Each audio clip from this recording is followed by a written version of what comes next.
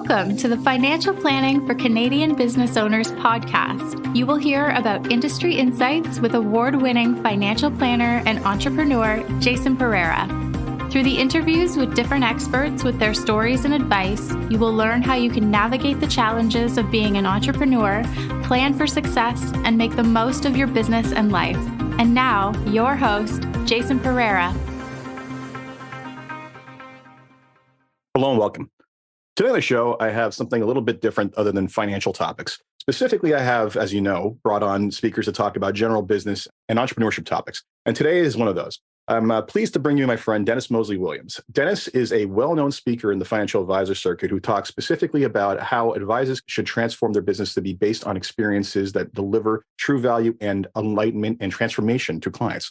And this is a message that not only matters to financial advisors, but matters to most businesses. You really want to delight and give people a reason to connect with you and basically continue to utilize your service or product or whatever else it is. And with that, here's my interview with Dennis. Dennis, always a pleasure, my friend. Jason, lovely to see you and Happy New Year. Happy New Year to you too. So Dennis Moseley-Williams, tell us a little bit about what it is you do. Sure. Isn't that funny? Everybody listening, that's the one thing everybody's supposed to have down. I've been working for myself for close to 30 years, and that one still makes my eyes go wide. My partner, Tom, and I own a small boutique firm, and we work predominantly in the financial services industry, helping financial planning practices create more client value by innovating around customer experience and design and layout. So that's what I do. But as you said in the intro, what I know is applicable to literally every business on the planet, any size, in any sector. All right. So now that's a big mandate because, when you start thinking about how you can transform business to basically engage, enlighten, delight people, that's a limitless opportunity there. You and I you remember with our first conversations, you talked about how to transform this local sub shop into something that was going to be truly engaging. And that was amusing. So let's talk about that. So let's just say you're the average business owner, right? You got into business to sell a widget or to deliver a service. What is it you're missing when you're not contemplating this kind of thinking? Okay. Well, let's get the general. Okay. Well, I'm going to answer that short and long. I'll try and stick really short, everybody. My wife's joke about being married to a speaker is I always think I have 60 minutes to make a point. Oh, well, thank you for asking, Jason. Let me just get a glass of water for when I get thirsty from talking so much. Here's my PowerPoint presentation while I'm at it. Here's what people are missing. Any business in the world is most likely confusing service with experience. Service is all about saving customers time and effort, okay? Whereas experience is about creating engagement through surprise, emotion, and at times even transformation. I couldn't believe how amazing it was. Just think, everybody, when you think experience, think about those times when you're visiting a business or you're walking down the street or what have you, and you feel compelled to take your telephone out, to take a picture of something. Because you go, look at that, isn't that interesting? So that's the short answer. They're confusing service and experience. Meaning the guy that owns the hardware store, I'm trying to pick a totally generic business, believes that the smartest and best thing that they can do is make it easy to get in and get out with a hammer, okay? And to a certain extent, 20%, you're right. Nobody wants to feel frustrated walking around a store looking for something, okay?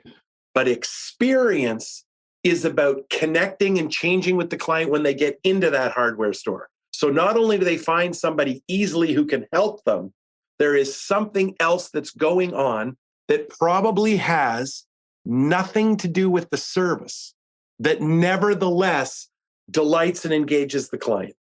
Okay. So delights and engages. All right, fair enough. And that makes sense. Can you give me some examples of some really delightful engagements that you've seen on things that people wouldn't normally expect? Like I go in, maybe it was to buy a hammer as an example, but whatever it is, like you went into, the average person would not expect to be engaged and delighted, but you found something outstanding and how someone transformed that one little thing into something outstanding. Sure. Well, that's obviously a really good question. And I see those things all the time. One of my little professional jokes is I never attend the same event as anybody else. So I should let everybody listening know I'm a certified experience economy expert. As you said, generously in your introduction. I'm very well known in my industry as a customer experience person, and I'm a member of the World Experience Organization. Okay, so that makes me a miserable date. Because if I take my wife Sherry out, if she says, this is great, okay, I have to fight every urge imaginable to not say, do you want to know why? And deconstruct it for her, okay? So I'll just tell you this. Mine, I'm going to say, is my dry cleaner right here in town. This is a fantasy I have, is to write a little book about all these amazing businesses that are humble but stage incredible experiences that are all in my, not just my city, my neighborhood. Because there are people that do experience right all over. So here in Ottawa, my dry cleaner is famous. His name is Joe Peloso. Somebody else already wrote a book about him, if you can believe it. What's your dry I cleaner? literally walked into his shop, which is the most humble shop you've ever seen, on a terrible corner. Take your life in your hands parking there, let alone getting out of your car to give Joe your business. It's a little tiny shop with a sign that's probably, it looks like he got his kids to do it. There's probably, even as I'm recording this with you today, a letter missing. Okay? When you walk in, he's standing. He's incredible. I was recommended to him years ago. There's a lovely story here. I was in trouble. I went to my current dry cleaner. I picked up my stuff. It wasn't going to do. I called my buddy. Said, have you got a dry cleaner? He goes, I do. And you're going to love this guy. I call that guy, Joe. And I go to his shop with this thing. And everybody listening, the lesson I learned that day is you always want to deal with a dry cleaner that has the machine on premise, not a drop off. Those guys can't help you. They don't have any way to do it. So he instantly says, yeah, sure, no problem. I'll give it right back to you. He looks after me. I swear to God, I wake up I swear to you that this is not an exaggerated story for the good of the podcast. So the next morning, I'm a notorious early riser. I'm lying in my bed and I get out of bed and I go buy 2 coffees at 6 o'clock in the morning and I go to the dry cleaner. There's something about the guy. I'm like, this guy's amazing. I did it a few mornings in a row, dude. My wife made a joke. You got a crush on your dry cleaner? I say to her, this is before he becomes my friend. I go, to this guy, there's something about him. I watched this guy make $1,000 every morning before 9 o'clock. Like, it's unbelievable. I've never seen anything like it. He has instant, immediate memory recall. He knows every person who goes in. He knows your name. He talks you up. Experience is about creating emotion. So say I'm standing there and you walked in. He'd go like this. Hey, how you doing? Jason, right? And you go, yeah.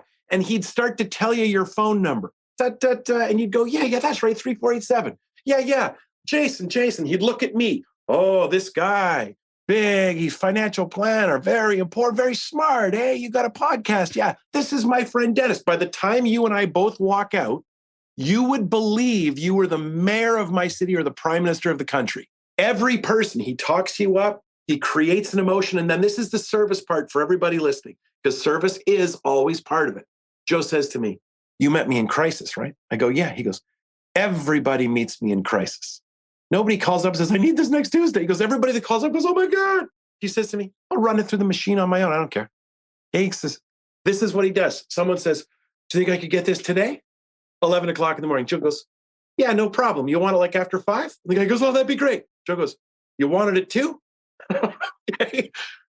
Yeah, he goes, okay, no problem. Then get this, Jay. You go in, you pick up your stuff. He doesn't charge you your first time. He'll just say to you, no, don't worry about it. You pay me next time, okay? Pay me next time. He's incredible. That's probably literally when I think of my city, it's that. It's funny. You just described my experience with my tailor. Like, the guy knows everyone by name, same kind of talkative person. He knows every suit he's ever sold me off the top of his head. And it's like, and he's like, okay, no, this shirt will go well with those pants you bought last. What? Like, where's your database for keeping track of all of this? Know who your client is. Yep. Slow time down. Yep. You could run into a men's clothing store and say, I'm in a rush. I got to buy this suit. Can you alter it too? Yeah, if you throw enough money at them, they're going to say yes. Yeah. Everybody listening, slow time down. Don't think efficiency. Think memorable. And what we know in any business, I'll tell you one about my house painter in a second. What we know about in any business is if you can make your client feel seen, they'll pay you more and they'll like you more. There's a kind of loyalty. Go back to the hardware store I started with. I was in a great big national, multinational franchise hardware store the other day. Big one, has an orange sign. I don't want to talk about anybody. It's only one of a couple of colors, but continue. Yeah. Okay. So at one point I'm standing in this aisle and I lament to the guy I'm with something about, would you believe it would be so hard to find? I was trying to find yellow safety glasses for downhill skiing in the rain. I kid you not. It occurred to me when I was there. He lets me know, he goes, I used to work here. He goes, oh yeah. He goes, oh, it's not like it used to be. I go, no. He goes, no, the owner used to come in all the time. And if he ever saw you, a staff person pointing as though saying, yeah, that thing you're looking for is over there versus walking you to it. He said, made the slit your throat sign, like you're out. Okay. Now I had said to him, yeah, there should be a cool little hub where they all stand and there's cameras in all the aisles. So we always know you go to that hub, you'll find them there. And if they're standing there and there's monitoring, they go, there's a guy clearly confused in aisle 14, go rescue him from himself. So how you make a person feel seen, that hardware store example, person walks in and they're greeted and you grab a basket for them and say, let me walk you there. That's experience. Loyalty. There's two kinds.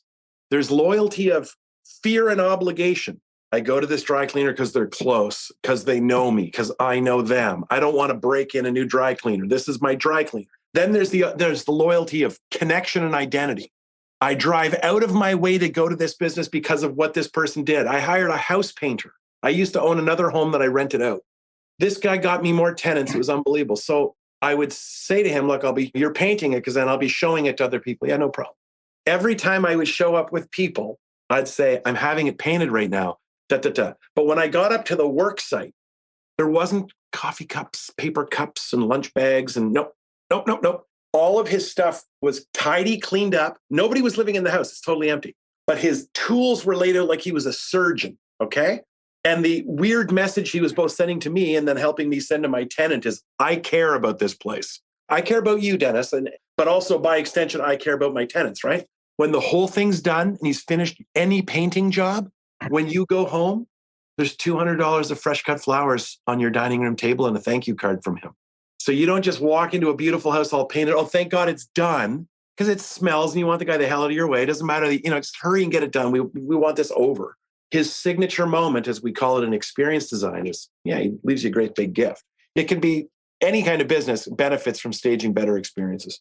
It's interesting. When I think about experience, the first thing I always typically go to is something like the aspects of going to Disney, right? And you go to, especially when we talked about this, my trip to Galaxy's Edge last year, where the Star Wars area, where it's just so immersive that you're just like, I'm on another planet, and like everything is in theme and everybody's acting the way they would in this place, right? Like it's that kind of thing. But what you're bringing it down to is so much more of a fundamental piece. And I think other people would hear what you described and you're like, and would think, okay, that's great, but that guy's just that painter, that guy's a craftsman. Like that guy, we've all met those kinds of craftsmen who like literally are OCD and they lay them out and they cannot have a corner be at an angle. But then you also have the people who are just sharp memories and just naturally loquacious, right? They just want to talk to people. I think if anything, that's I think your craftsman guy with the flowers is a nice touch. But I think in a lot of ways, these are all unintentional experiences, aren't they? Right? I don't think these guys sat around and crafted them. They're just being who they were. But at the same time, it doesn't mean that we can't reflect on how we can learn from that and make ourselves that way. Precisely. That's the whole point. I don't care who's listening and what their business is. When you are a guest of it, you're a business owner. So let's lay this out. Every one of us that owns a business is living in the age of Amazon. And anything anybody wants, including a hammer from the hardware store, can be delivered to their house by 8:00 tomorrow morning. We, as consumers, are already spoiled rotten. We live in magic times, right? And those businesses who want to deliver their product via Amazon to your door before tomorrow morning at 8 a.m. are willing to do it for next to nothing. Commoditization is everywhere. Okay. When I encounter businesses that are doing experience right, such as last week, and I even filmed it, I was out in my neighborhood having lunch with Susan, who works with me, and we had another guest with us. And when they were just having a quick moment, I looked around this restaurant and I realized they were hitting every single check mark. Once again, brother, about 5 minutes from my house, I kid you not, I'd never been in my life. I ended up returning to the restaurant the next day to say, would you mind if I filmed in here? And if you don't like it, you can watch me make it. I'll delete it right in front of you. But I'm telling you, to your point, Jay, if I may call you Jay, they were hitting every checkbox possible. Now, to your point, when I encounter a business where they're doing it right, they're just expressing their authentic self. It just occurs to them that, of course, I'd give you flowers because it would make your day. And I want to do that. It's who I am. I can't not be it. However, to your point, there are frameworks. There are frameworks that you can use for experience design. And I think for everybody listening, I'm going to give them 3 questions that they can all ask themselves now that will begin to shift them along the way. Because ideally, everybody, having established what I just said, or got that out, I don't care what you do for a living or what business you own. If you go to Disneyland, I'm using it because you just did. So I'm going to the granddaddy and mummy of all experience staging, Disney. And by the way, that Star Wars Galaxy thing, the people that did that are in the WXO with me. And whenever I'm in meetings with them, I'm always a little excited because I'm a 70s kid. I'm like, oh my God, Star Wars. Okay. If you go to Disney and you own a hardware store or a whatever the hell it is, an engineering consulting firm, structural engineering, great. If you go to Disney and go, this is amazing, you should be able to extract the principles of what they have done and apply it to what you have done. 100%. Well, they're an amusement park and I'm a hardware store. No, you sell hardware stuff. They sell tickets to rides. You're both in the people business and they have their clients blown away. That's the business they're in. You can be in that business too. And you use the same framework. So here's the 3 questions you ask. Okay. And this is so tip of the iceberg. But if you just do this, you're going to feel this. You will see that you're shifting. Here's the first one. Oh, pardon me. First, consider your client journey from before they ever come to your business to entering your business, to engaging with your business, to the end of, let's call it the engagement, the transaction, the whatever, the hardware store, cash register, to finally extending afterwards when they're reflecting on their visit. So that's the first part, is think in time. Experience is time well designed. Okay. Consider the entire client journey. Ask these 3 questions. Question 1. And I use Post-it notes when I do this with my own clients. Okay. Different color Post-it notes to represent these 5 different places in time on the client journey. So that as we have ideas, everybody, you just keep putting Post-it notes on the wall in that sort of silo. This is getting to be like being John Malkovich. You're all living in my brain. Okay. So here it goes. Question 1. If my head were made entirely of veal, how much would it cost in the grocery store? No, that's not the question. The first question... I started doing the math, man, honestly. Continue. It would be an expensive but delicious dinner. Okay, so here it goes. It has about 10 pounds. Start looking at... Okay. On all of these 5 phases of through time of your client journey, what do you do really, really well or well enough? And how could you do it a teeny tiny bit better? So for instance, we call and confirm appointments. Or, we send a confirmation email. How about a confirmation phone? Or something I've recently started doing is instead of sending a follow-up email, I send a raven. No, I send a follow-up video message. Hey, Jason, great to talk with you. I use this service called Vidyard. Okay, so you find something you do well, make it a little better. The next question, where does the client have to make a sacrifice? If they were candid and honest, what part of the whole client journey would they say to you, this sucks? Here's what I hate, okay? Eliminate it. Number 3, where is there an opportunity for a surprise? Okay, so I met a guy one time at a Christmas party. We got in everybody talking about what they're doing. You know, I always try to avoid that, by the way. But anyway, because I just do. So anyhow, it gets into it. I start talking about it. He says, oh yeah, chuckle, chuckle. How would you help me? I'm a proctologist. Okay. So all I'm going to tell you is this. Well, everything starts with empathy and nobody that ever goes to see him wants to. So it became a really cool conversation for him because it started as, ha, ha, ha, I'm making you think about a bum. Okay. To me, like, ha, ha, ha, I'm getting you to think about emotion, memory, and transformation. So it started, and I'm going to end this story with a little tiny joke. It started with just using those 3 questions, empathy. So on the client journey, before they come to see you, what are they thinking about? They're thinking about how much they don't want to go. What would be the most perfect thing you could say to somebody before that appointment to make everything better? Not great. Hey, you just turned now I'm looking forward. Nobody ever is looking forward to it. But we all know everybody at the end says, you know what? It's much ado about nothing. I was all worked up and it was actually kind of like a non-event. Okay, so knowing that's how it ends, what would be the most perfect thing to say? So we kind of came up with, oh, this is over beers at a Christmas party. And then I said this, and how the medium is the message to get all the Canadians involved in this today. How would you, what's the best way to say it? And was it email? Was it telephone call? What's the sacrifice? What's the this? Okay, you ready? 2 things. How do proctologists, which are specialists, get paid? They get referrals. When the patient refers to their GP, returns to their GP, their family doctor, they have a story to tell, which is, honest to God, the phone call ahead of time, the this, the that, and here's the part that'll make you laugh. I suggested that he change all the art in his office to train tunnels and mine shafts. I kid you not. So you're basically getting the person to laugh and get disarmed. Just chill out, everybody. That's it. The whole point the transformation that I suggested we need is nobody has to think this is great, but you should also celebrate yourself that you're being a really responsible person, caring for your body that's aging. Like, good for you, man. This is an act of love for yourself and your family and the people that care about you. This isn't maintenance. This is so much more. This is a statement. Like, it was, honest to God, I can still see it. We were standing in the kitchen. The place was packed, huge party.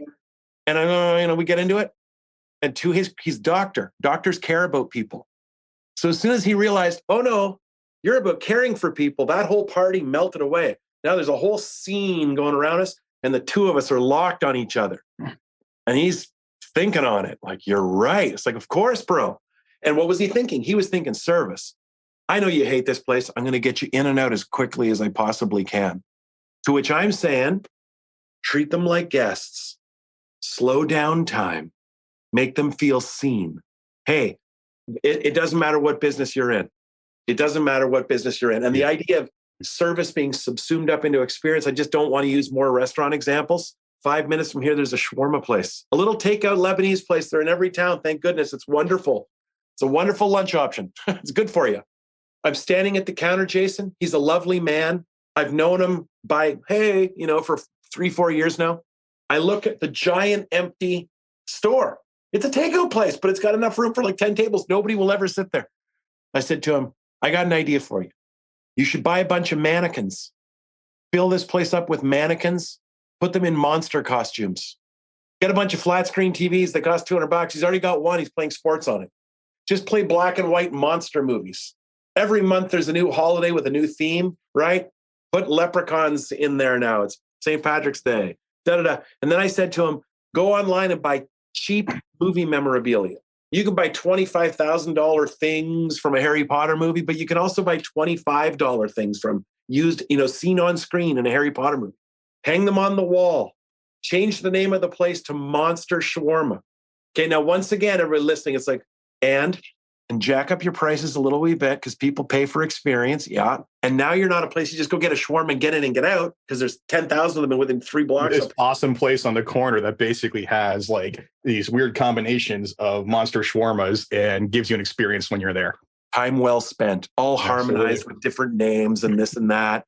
No, we get in the car, we drive the extra so many minutes. Okay. And then with that, then there's the inside stuff of his business, right? Which is you probably have 2 businesses. You got your counter and then you got catering. Your catering is probably worth a lot more. So there's also probably a little bit of redistribution of resources in there. You need to liberate yourself from the front desk. You got to get more business in here to help justify a $15 an hour guy to stand at the counter plus, and you'll sell way more shawarmas for more money. And then you can go focus on running your catering business, which is probably several $100s in lunch gigs every day that happen in the nation's capital. So the slow it down, I'll go back to the slow it down piece. Because you've said this before, and I think it's something to the effect of efficiency is the enemy of experience or something like that. Yeah, amen. Yeah. And it's funny because like what you're talking about is, as a business owner, we always just do some basic math. And that's that I can, it takes X amount of time to do this and make the money. So therefore I need to make this formula of time and investment more efficient to profit, right? We're thinking from an accounting or an engineering standpoint, but that is, as you said, the enemy of experience, because if that's all I'm concerned about, I'm going to end up with a crappy commodified experience, right? Like Like, Yeah. go to the hardware store where they point at it, right? There's no service, right? Like, so it's one of these things where you have to flip it backwards and basically turn it around and say, hey, you know what? You can make up that margin elsewhere through just having an incredible experience. Think about the word of mouth or advertising that these examples you've given me are doing, right? These people have to spend nothing in conventional marketing because they are book solid, because they have people just lining up to deal with them, right? They have like that paint. I'm sure that painter basically works off referral only and is book solid. You have to book them weeks in advance, right? Like, it's just because they have created that experience. So it's one of these things where we almost have to fight the conventional thinking on economics to do that. And the one example I often use with people is like, look, there's McDonald's, which is low margin, high volume, and super efficient, or there's a Michelin star restaurant where you sit down for 3 hours. Yeah. And you pay a fortune. And which one do you think reservations long in advance? Yeah. 6 months in advance and pay up front. And pay the price. Yeah. No, we have to go to Paris to eat there in February, but we wanted to go in June.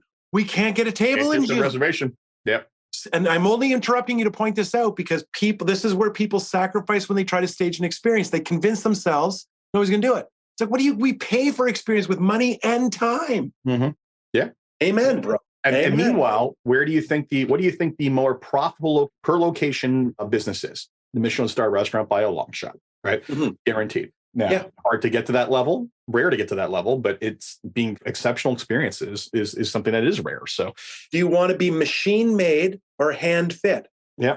Right. There's a restaurant in New Hampshire I'm aware of. Oh, what the hell is it called? I'm going to Google it really quick. Oh, I think it's called I don't want to say the wrong thing. Just let me look 1 second. I believe it's called the Forest Restaurant. It's in New Hampshire. Okay. It's in the middle of nowhere near like Freedom, New Hampshire. And then you drive in the middle of nowhere from there. If you want a reservation, you have to send a postcard. They get $12,000 a year. Well, what? Yeah. Okay. So I don't care. Like, if you're listening right now and you think, oh, I know, sucks to be me, man, because my business is doing asphalt on driveways and there's 10,000 people that do that in Toronto. Or I'm a dentist. Subsume whatever your offering is up into an experience that delights and engages. Okay. Mm-hmm. Do not sit down with yourself right now and figure out how you're trying to solve your problems. Are you defaulting to service? More hours, easier intake? No. Or are you creating memorable moments in time? It doesn't matter what your business is. I could literally create revenue in it without having to spend any money, just by having you change the way you look at time. I gave the 3 questions. What do I do well? Do it better? Where do I make them sacrifice? Eliminate that? Where is there an opportunity for a surprise? This idea, like we're in Canada, Tim Hortons, very successful coffee chain. They are not in the same business as Starbucks. One's an experience, Starbucks. One of them is a service. One's edible, one's not. Anyway, you're taking your life in your hands. So I openly criticize them all the time. Patriotism only goes so far. And I'll give you one example of someone who's done that in my life, and it's my buddy is a realtor. He's a top 1% realtor in the country, and in the GTA, you can throw a stone and hit 12 realtors in any crowd, right? Like, there's like 70,000 of them. So he basically does a lot of online marketing, but here's what he pays for the staging. He shoots drone footage of the outside of the house. He shoots all these social media videos to basically market the place. He does letter drops in the neighborhood. He guides the client through the entire experience of why he's doing all that. He basically, once the entire normal experience is done, even when he's done engaging with you, what happens? Shows up on move-in data to bring you food. Mm-hmm. We still, all his clients get gifts on things like Mother's Day, Father's Day, Christmas, you name it. We still get them dropped off. He has like 4 or 5 events where basically for like Easter, bring the kids, we'll have the Easter bunny. Christmas, bring that, we'll have that. He sends out personalized emails on your birthday. He sends out a personalized email on the anniversary, the date you bought your home, talking about how market values are changing your neighborhood and what your house is probably worth, all that sort of stuff. Yeah. Everybody's talking about now how it was interesting. I've seen a lot of realtors this past year with the market turning, just complaining about how much harder it's been for them. This guy still sold probably like 40 to 50 houses. Okay, get this. Reminds me of my buddy Kevin, who's not an agent. This is for everybody who isn't an agent. Because you criticized Tim Hortons, I feel I can go here. Are you ready? You go for it. I won't speak to real estate audiences. Why is that? I have 3 reasons. I won't talk to anybody I wouldn't myself pay. and I won't get paid to lie. And real estate agents get paid too much money. You think so? Yeah. The architect that designed the whole damn thing gets less than they do, and their whole job is opening the front door. Yeah. Yeah, I have. So this is my story. Is about my friend Kevin, who uses Grapevine. But this is what he did. I went to sell a house. He sold us. He goes, Dennis, I sold all my own houses. This is what he told me. This is for everybody listening. He goes, well, what you do is you get a map of the city. Yeah. And you put that on your dining room table. So he stages the whole house, which is all a real estate agent does for you, but they do it for $50,000. What the hell? So he stages the whole thing. He puts a map out. Okay. He had styrofoam or cardboard boxes underneath it so he could put pins in it. And I show them. I'm lucky enough to live in a nice little neighborhood here in Ottawa that has a lot of restaurants up on the strip, some of the better ones. And it's a nice little walkable, villagey neighborhood. Everybody who lives in my city knows where my neighborhood is, and they know what it is and what happens there. Kevin says this, he goes, yeah, whatever. I show them. So when you're looking at his house, and his house was just a house, it was a townhouse like I was living in. Not too much imagination. You can't change a wall, can't move anything, nothing. You either like it or you don't. Emotion. He'd get people excited about living there by showing them with drop pins where everything was in relation to where they were standing. These are where these restaurants are. This is where this place is. This is where that place is. He goes, Dennis, I'll sell my house the first day I open the door. Like, that's how I do it. He goes, they all stand around my kitchen table looking at the map going, oh my God, Gazelling is just at the corner. Excellent. Well, I will give you some examples off air about how I think this guy's a little bit different, but we'll every once in a while, don't get me wrong, there's one person who earns it. And the guy you're describing is obviously very special. I'm 100%. Just referring to the every other person who puts a sign up and then they get that for a check. It drives me crazy. Well, so me and him talk about this all the time, right? And this is, again, the lack of experience and why people are so cynical, like you are right now, about realtors in general. The average number of houses sold by a realtor in the Greater Toronto area in a year doesn't even round up to one. Like, that's how few most of them actually sell. Yeah. And the old joke for them is that the bad guys are basically doing the 3 Ps. That's right. Put up a sign, put it on LMLS and pray and do nothing and try to maximize as much of that commission as possible. As opposed to this guy who will basically spend quite a lot out of pocket, out of his side, to basically and take less on a margin, less of that commission in total, in order to basically make sure that you get it's sold and your experience is happy and you get the best price you can. And he makes up for it in volume and spades. Yeah, that's it. All business, if you don't move to staging experiences and beyond, which is a discussion for another time, you're going to get AI'd out. Artificial intelligence, race to the bottom. Like, I'm telling you, how many of everything do we need? How many people do we need when more and more of all professional services are going online? Mm-hmm. Right? So it's like, there's only going to be one way to make it. You're going to follow me and change the conversation by changing where value is looked for, found, measured, or you're going to compete and race to the bottom, which it's not me that said it first. That's the race you don't want to win. There's always someone who's going to do it for less than you quicker. There's always someone willing to lose their shirt to take your business. Absolutely. And on that note, we're going to wrap it up here. Dennis, thank you so much. I hope this was, our conversations are always amusing, so I always look forward to them. I hope you'll come and visit up here again soon. I don't have any plans for Ottawa this year, but I hope to next year. So we'll see. Oh, come on. It's right up the road. You pass by Pearson on a regular basis. I'll meet you in the airport. There's a shawarma place there. Anyway, as always, so thank you, Dennis. So as always, this has been Financial Planning for Canadian Business Owners. I hope you enjoyed that. And I hope you found this conversation stimulating and thought-provoking, and that you're taking the time to sit back and think about how you can slow down your experience and make it truly memorable, no matter what business you're in. As always, if you enjoy this podcast, please leave a review on Apple Podcasts, SoundCloud, Stitcher, Spotify, or wherever you get your podcasts. Until next time, take care. This podcast was brought to you by Woodgate Financial, an award-winning financial planning firm catering to high net worth individuals, business owners, and their families. To learn more, go to woodgate.com. You can subscribe to this podcast on Apple Podcast, Stitcher, Google Play, and Spotify, or find more episodes at jasonpereira.ca. You can even ask Siri, Alexa, or Google Home to subscribe for you.